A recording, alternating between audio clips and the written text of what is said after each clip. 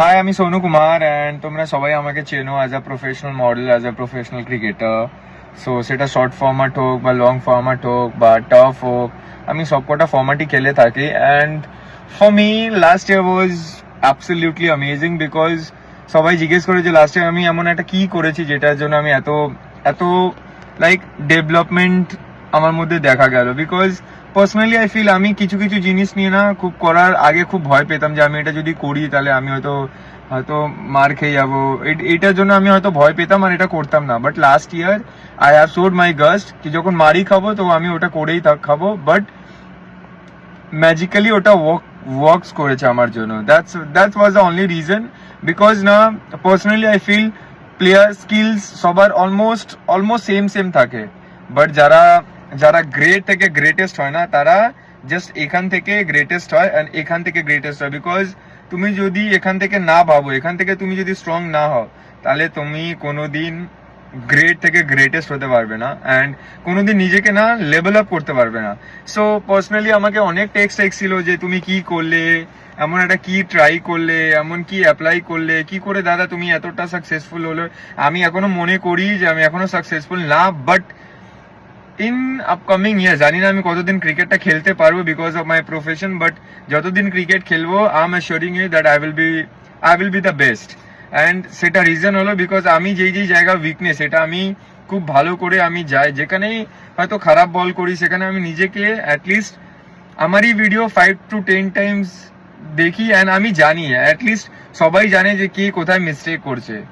So আমি নিজেকে আরো বেটার ভার্জনে রেডি করছি যাতে আপকামিং সিজন আমার ভালো হোক। But last year was amazing and truly thank you so much guys for supporting. Because last season আমি আমি কি বলবো as a player, as a cricket player, যদি কেউ দেখে আমাদের লাস্ট কিছু গ্র্যান্ড স্ল্যাম, আমার চোখে তো জল বেরিয়ে গেছিল। বিকজ আমার ওয়ার্ড নেই এক্সপ্রেস করা যে আমি কি এক্সপ্রেস করছিলাম। Last 3 tournaments I know like Uttarpara first round first match 3 বলে 4 বাকি ছিল আর আমি গিয়ে কনফিডেন্সে গিয়ে ফার্স্ট বল 4 মারি। Plus Begumpur Aryans I became the man of the series. And আমি জানি ম্যান অফ দ্য সিরিজ, যারা জানে না তাদেরকে বলতে চাই ম্যান অফ দ্য সিরিজ আমি শুধু একটা বলের জন্য হয়েছিলাম। একটা বল আমার স্পেলে লাস্ট বলে আমি উইকেট পেয়েছিলাম অ্যান্ড আমার পার্টনার সোয়েব খান যে আমরা নেক টু নেক যাচ্ছিলাম অ্যান্ড ওর 4টে উইকেট আমার 4টে উইকেট, আমার লাস্ট বলে আমি একটা উইকেট পেলাম, 5 উইকেট হলো অ্যান্ড আমি সেখান থেকে man of the series. And যে টুর্নামেন্টটা হয়তো অ্যাজ আ প্লেয়ার আমাদের সবাইকে কাঁদিয়েছে, ওই টুর্নামেন্টের ব্যাপারে হয়তো আমি বলার ভাষা নেই আমার কাছে। বিকজ যারা দেখছিল না লাইভ, নট ইন লাইভ, যারা গ্রাউন্ডে দেখছিল না তাদের অনেকের চোখে কান্না ছিল। সবাই জিজ্ঞেস করে আর এটা তো ট্রেন্ড হয়ে গেছে, জিতে সবাই কাঁদছে। না, জিতে কাঁদিনি আমরা সেদিন, আমরা কেঁদেছিলাম আমরা এফার্টদের জন্য। আমরা কেঁদেছিলাম অ্যাজ আ প্লেয়ার, যা আমরা এফার্ট দিয়েছিলাম, যেটা আমরা এক্সপেক্ট করেছিলাম সেটা আমরা পেয়েছিলাম। বিকজ আমাদের ব্যাটসম্যানরা জোসিম অ্যান্ড বুয়ার মতন ব্যাটসম্যানরা 25 রান করেছিল 5 ওভারে। শোল্ডার তো ওদের ডাউন ছিল, আমরা জানি আমরা কিছু করতে পারবো না। বাট আমরা ভেবেছিলাম যে একটা ক্রিকেট চলো last next 2-3 over at least try তো করি। আমাদের বুয়ার জোসিম মতন ব্যাটসম্যান যদি 25 করতে পারে, ওদের শুধু একটাই ব্যাটসম্যান ছিল প্রিন্স দা। আমরা শুধু প্রিন্স দাকেই ধরে রেখেছি যে প্রিন্স দা যদি আউট হয়ে যায় এই ব্যাটসম্যান এই ব্যাটিং লাইন আপ 25 রান করতে পারবে না। অ্যান্ড আমি সেটা রেসপন্সিবিলিটি নিয়েছিলাম অ্যান্ড লাকিলি আমার ফার্স্ট ওভার খুব ভালো হয়েছে। তারপরে যখন সেকেন্ড ওভার অনেকটা 12 রান খেলে তখন ওদের মাত্র 18 বলে 10 রান বাকি ছিল। আমাদের কিছু করার ছিল না। বাট অ্যাটলিস্ট হয় না যে একটা প্লেয়ার বড় কোথায় থেকে হয়, একটা প্লেয়ার বড় বুক থেকে হয়। লাইক এখানে যদি দম থাকে না তাহলে যে কোনো প্লেয়ার যে কোনো জিনিস করতে পারে। অ্যান্ড ওই জিনিসটা না ওই দিন আমাদের অনেক কাঁদিয়েছিল এই জন্য না যে আমরা ওই ম্যাচ ডিফেন্ড করেছিলাম, আমরা সবাই কেঁদেছিলাম। বিকজ আমরা জানি আমরা সবাই না নিজের 100% থেকে উপরে গিয়ে ট্রাই করেছিলাম। কেঁদেছিলাম আমরা যে আমাদের না ফেস জাস্ট কাঁদিনি যে আমরা জিতে গেছি, আমরা সেমিফাইনাল জিতেছি, আমরা কেঁদেছিলাম বিকজ আমরা না অ্যাজ আ ফ্যামিলি ফাইট করেছিলাম, আমরা অ্যাজ আ টিম ফাইট করেছিলাম। অ্যান্ড আমার পার্সোনালি আমি জানি না কতদিন ক্রিকেট খেলেছি, বাট লাস্ট 5-6 ইয়ার্সে আমার শর্ট হ্যান্ডে one of the best match and one of the best fight হিসাবে আমার বসিরহাট কার্নিভালকে সবসময় মনে রাখবো।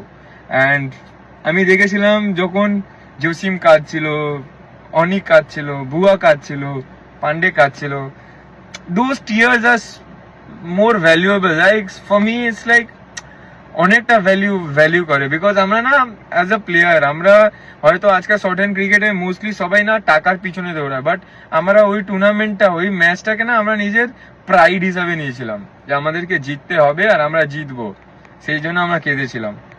অ্যান্ড আশা করি আমরা ফিউচারে, আজকে বিজয়দা, আমরা সবাই বিজয়দাকে লেজেন্ড বলি কেন, বিকজ বিজয়দা না নিজের লাইফে এরকম ম্যাচ অনেক জিতিয়েছে, সেই টুর্নামেন্টও ফার্স্ট সেমিফাইনাল বিজয়দা জিতিয়েছে। সো হয় না, যারা ক্রিকেটাররা থাকে না, তারা যখন ক্রিকেটটা ছাড়ে তখন ওরা নিজের মেমোরিজটাকে রিমাইন্ড করে যে আমি কি এমন একটা গ্রেটেস্ট করেছি যেটার জন্য মানুষ মনে রাখে।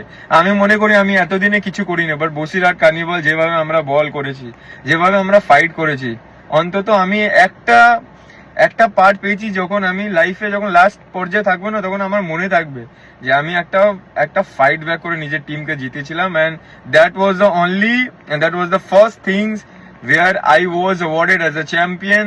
and এখান থেকেই আমি বেঙ্গলের যত বোলার্সরা আছে তাদেরকে বলবো যে প্লিজ, সবার স্কিল সেম, সবাই এক জায়গায় থাকে, বাট যারা এক্সেপশনাল, যারা এক্সট্রা অর্ডিনারি হয় না, তারা এখান থেকে হয় অ্যান্ড এখান থেকে হয়। সো আমি ট্রাই করবো ভয় না পেয়ে না, নিজেকে কন্ট্রোল করে, নিজের প্রতি সাহস দেখে তোমরা বল করে যাও। নেক্সট 5-6 ইয়ার্সে বেঙ্গলে অনেক অনেক বড় বড় বোলার্স রেডি হচ্ছে। Thank you.